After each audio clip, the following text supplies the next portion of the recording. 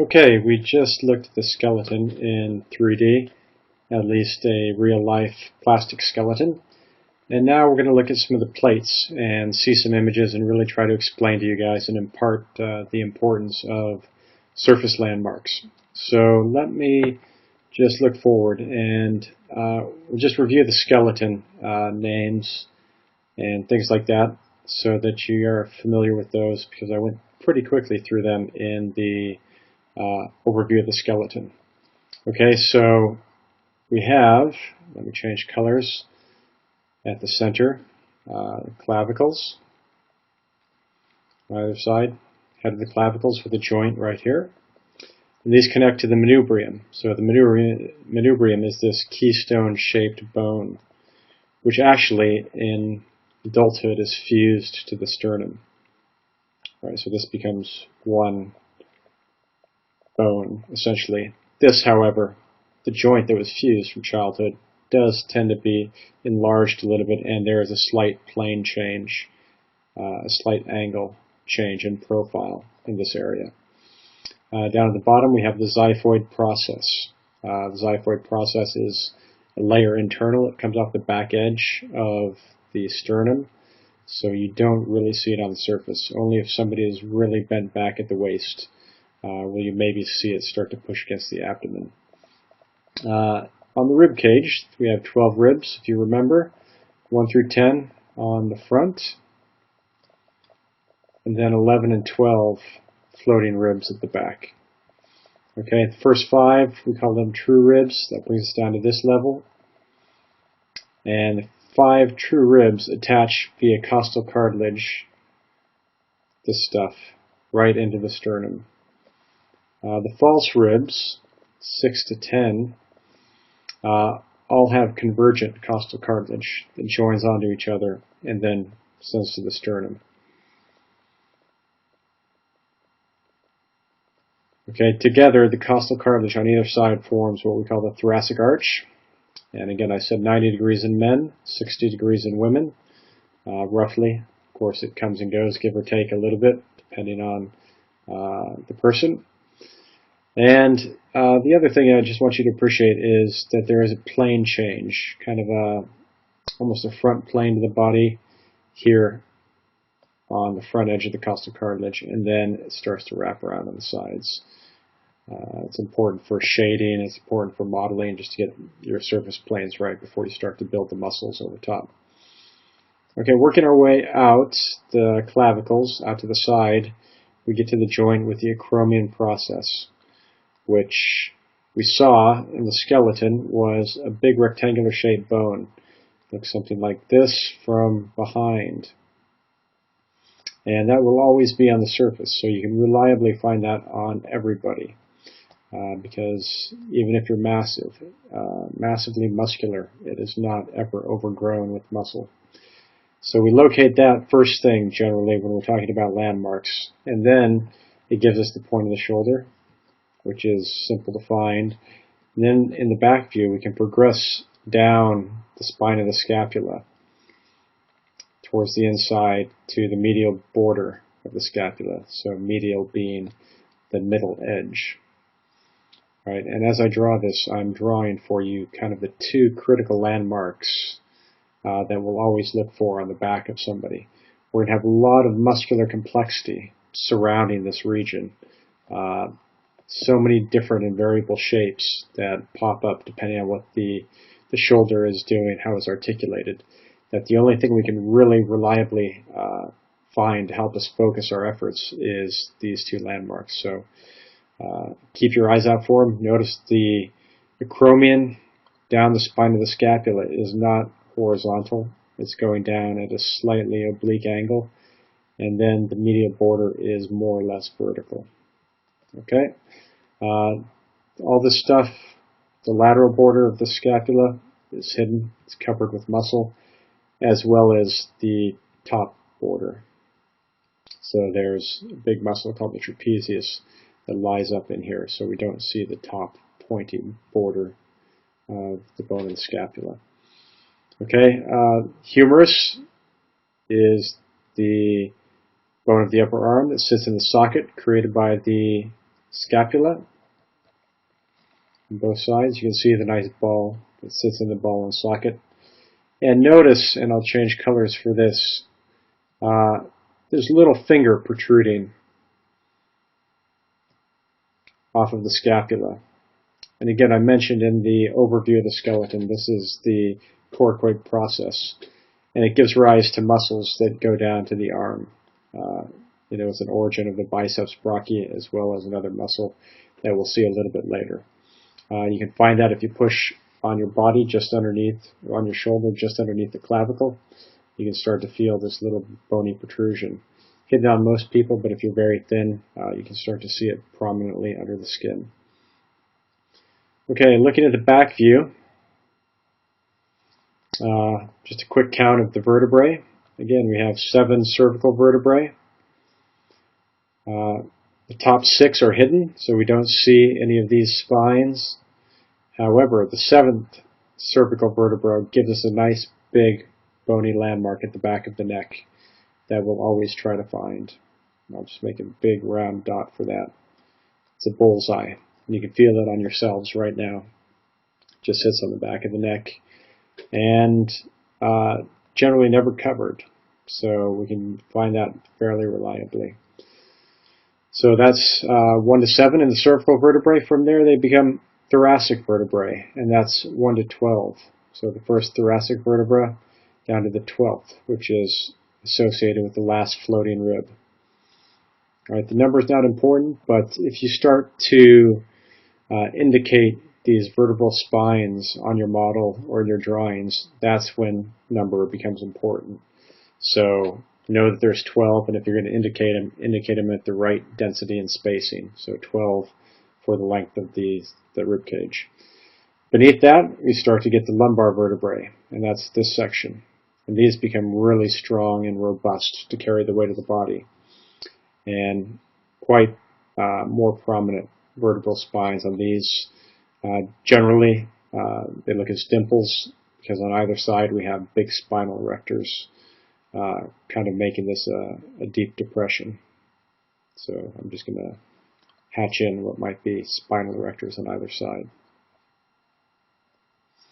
And these go up either side of the spine. Okay, working our way down from the spinal column in the vertebrae, we get to the pelvis. And if we're looking at the back view, we land at 2 magic landmarks. Posterior, superior iliac spines, the 2 dimples that you see in somebody's butt. And those are generally associated with the sacrum, so this bony plateau back here, and brachius maximus down here. Right?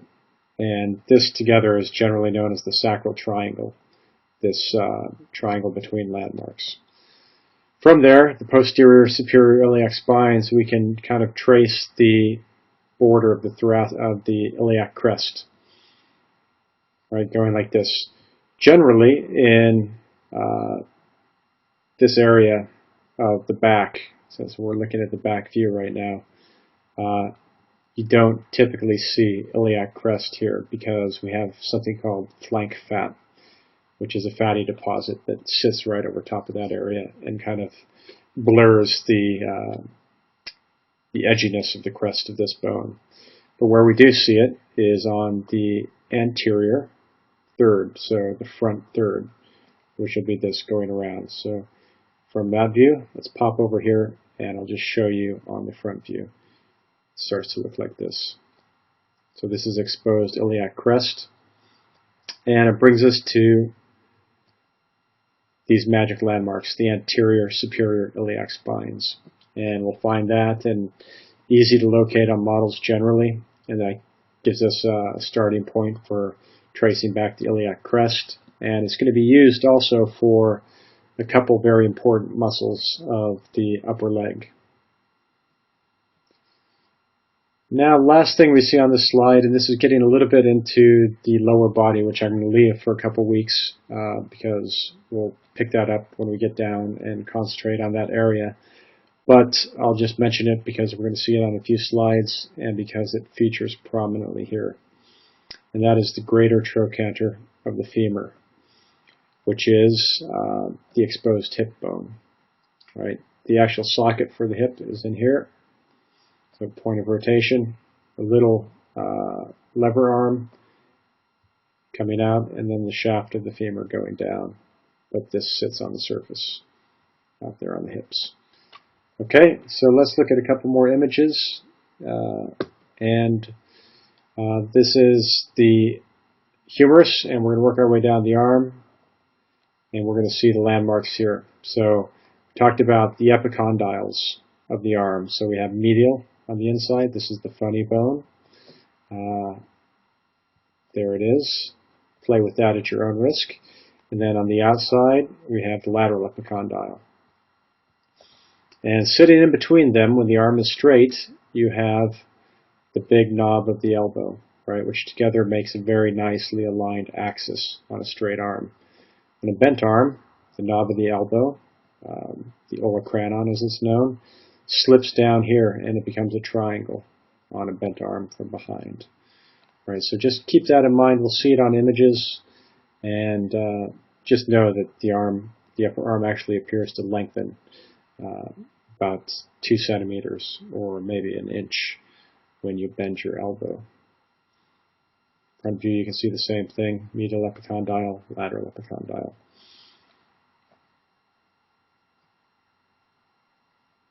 And then we have, working down into the actual forearm, the two bones of the forearm. We have the big one at the elbow is the ulna, and this descends down, tapers a little bit, and goes to the pinky side of the hand.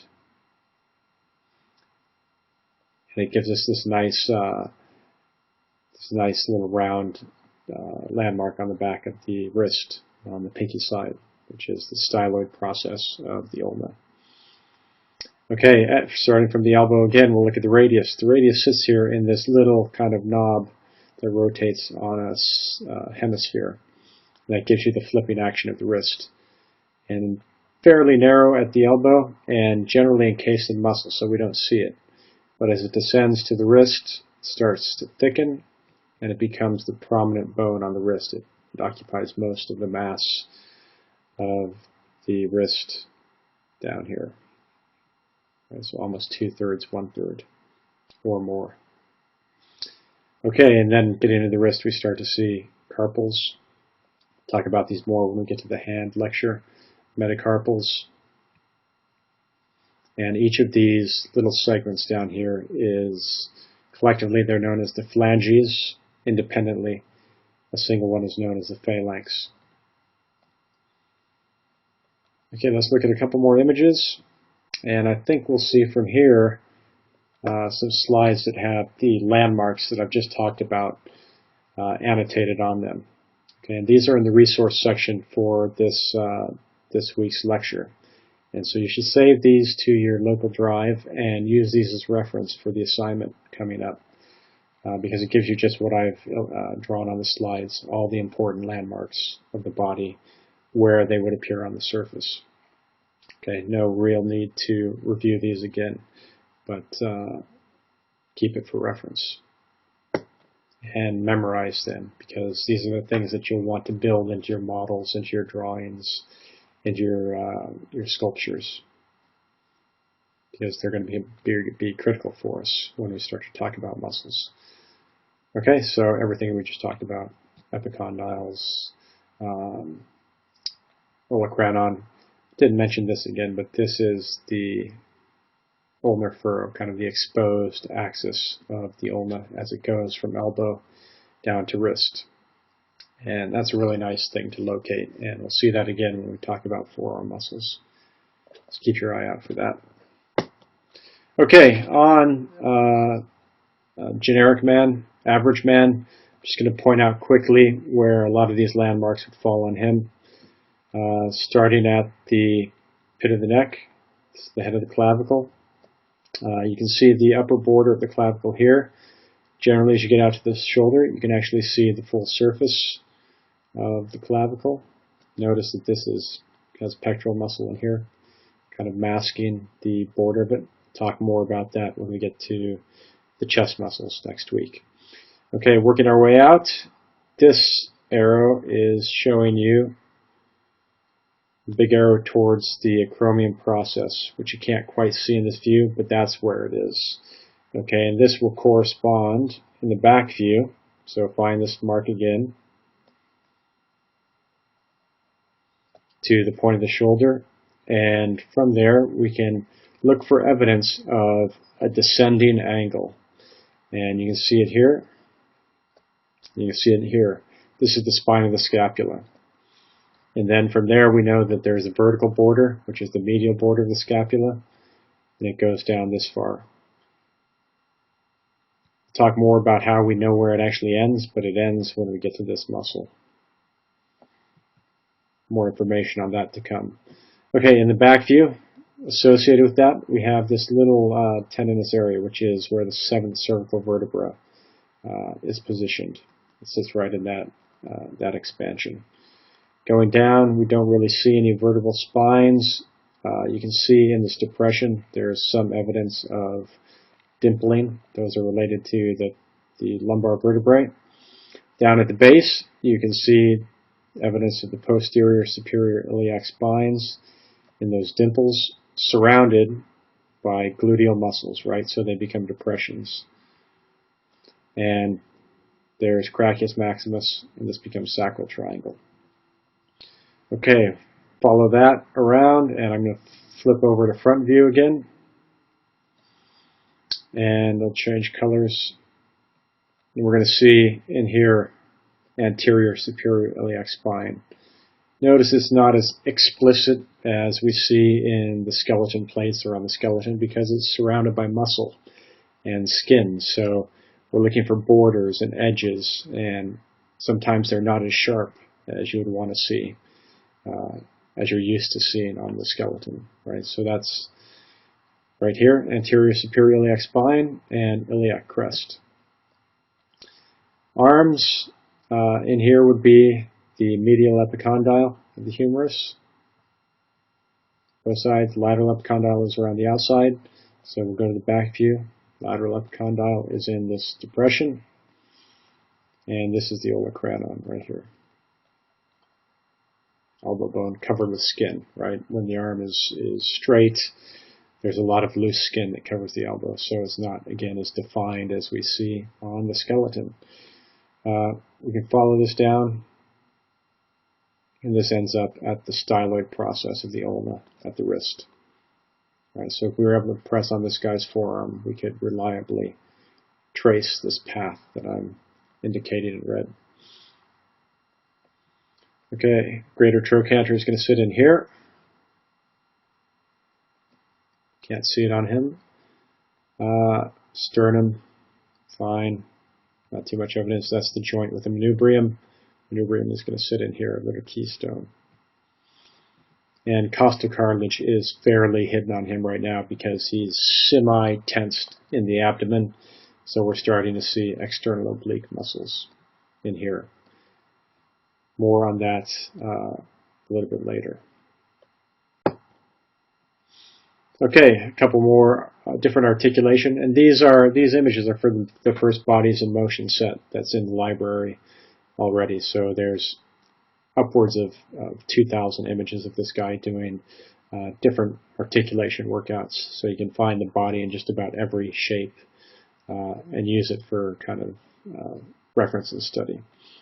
Okay, so what this actually shows and what it's meant to show is costal cartilage.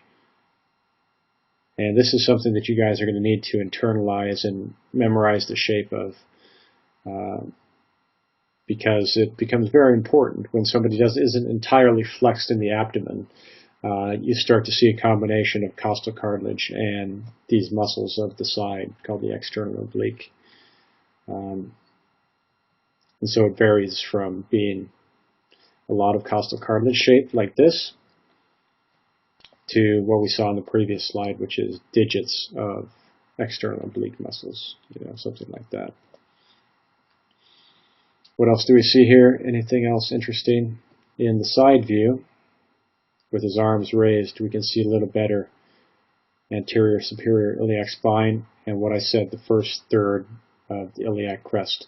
past that, you'll notice that it starts to get washed under fat. Even though this guy is very lean, he still has this kind of predisposition to carry fat that we all do right in this area. Okay, let's see what else we have. Articulated at the shoulder, arms raised, showing, kind of highlighting the acromion process. Look at that rectangle. Fantastic.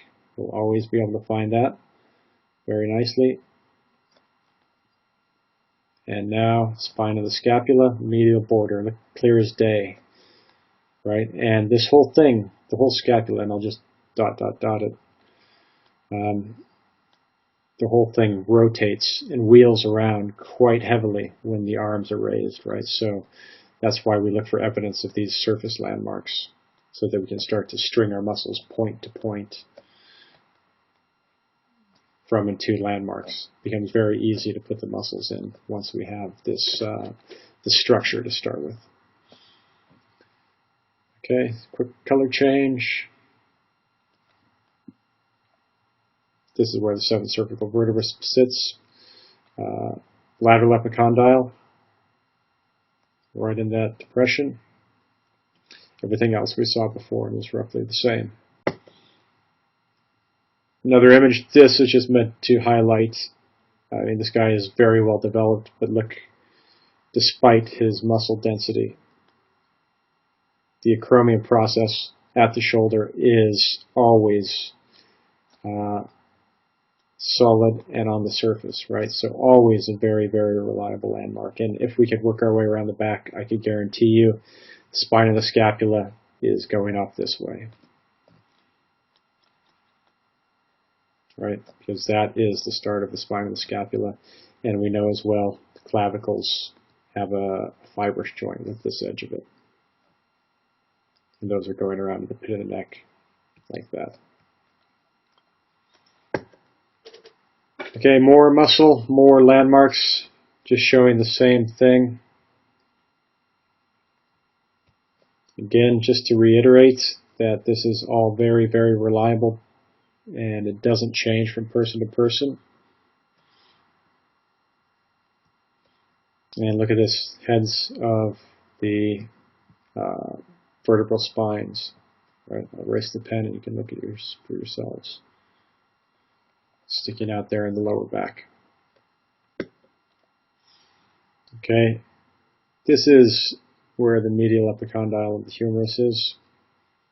It starts to route muscles down and in all sorts of directions. And sometimes it's not as entirely explicit as I said. It doesn't show up as sharp as you would see in the skeleton, but it is there. And if you were able to push on this, you would feel a lot of muscle, I guarantee, but you could also find the bone right there.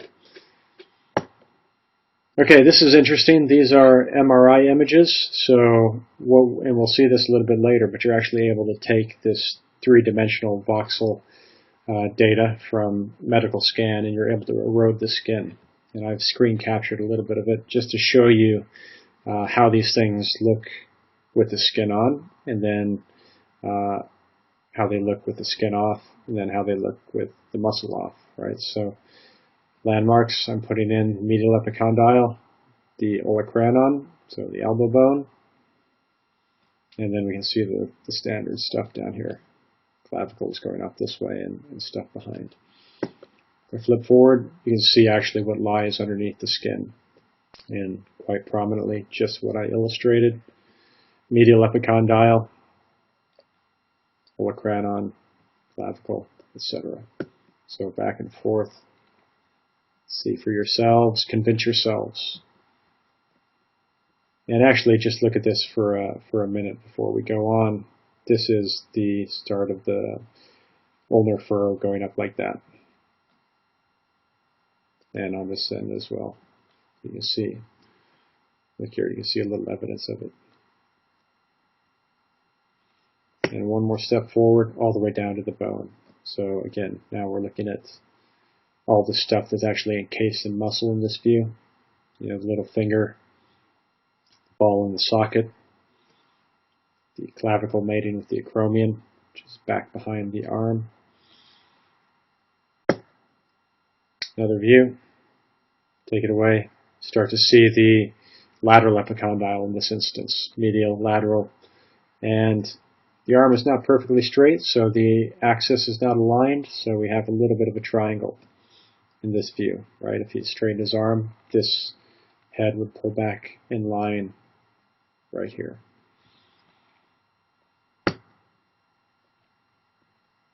Okay, I'm going to grab this guy with my pointer, and I should be able to spin around him, because this is QuickTime VR of the actual MRI data. So I just wanted to do a quick spin around to show you the landmarks. Sternum. Look at this angle right here. So right here is the inflection from the manubrium to the sternum. Right there. Costal cartilage down here. So these are all the false ribs joining together. Ribs exposed in that region. From the top, appreciate the little bit of S shape to the clavicle, not a straight bar. And look where it mates with the acromion, right at the point of the shoulder. And picks it up.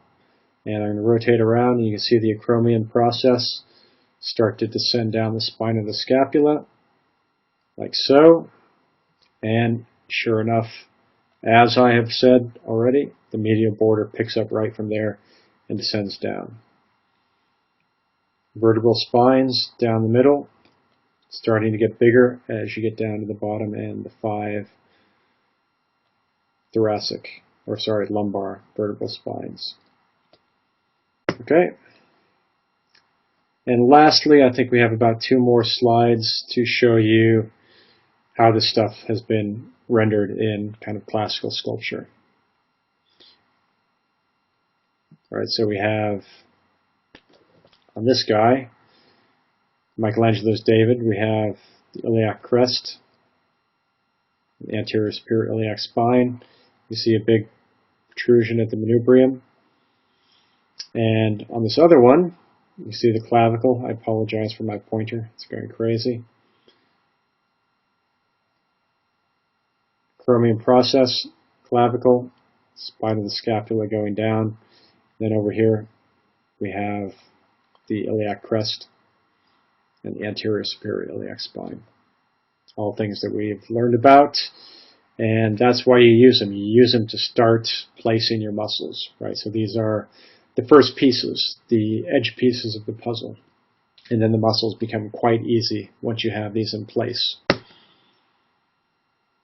This guy, similar instance, find the iliac crest right here, anterior superior iliac spine. Look for yourselves. You can see the medial border of the scapula out to the point of the shoulder. Greater trochanter of the femur, very apparent in this view. Right here. And the epicondyles of the humerus. And the olecranon right there. See also on this view, styloid process of the ulna and other landmarks. So this is, in life they are just indicators on the surface, and then we have to do the hard work after that.